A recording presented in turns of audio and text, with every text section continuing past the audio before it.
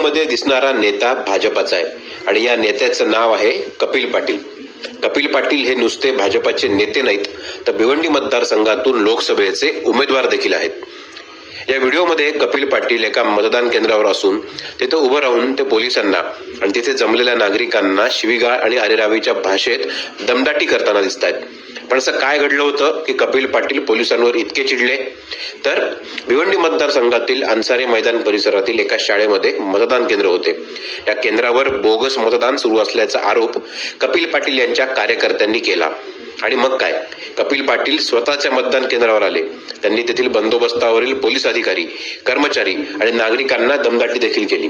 या प्रकरणाचा video social मीडियावर व्हायरल झाला आणि त्यानंतर पोलीस दल सक्रिय झाले. कल्याणच्या पोलिसांनी या प्रकरणामध्ये कपिल पाटील यांच्यावर अदाखलपात्र गुन्हा दाखल केला आहे. त्यामुळे ऐन निवडणुकीच्या धामधुमीत भाजपाच्या एका नेत्यावर पोलीस स्टेशनमध्ये गुन्हा दाखल झालाय. या घटनेवर आता भाजपकडनं काय प्रतिक्रिया उमटणार आहे बघणं महत्वाचं ठरणार आहे. युगप्रभात न्यूज मध्ये आपलं पुन्हा एकदा स्वागत. भेटूयात उद्या ठळक घडामोडींसोबत.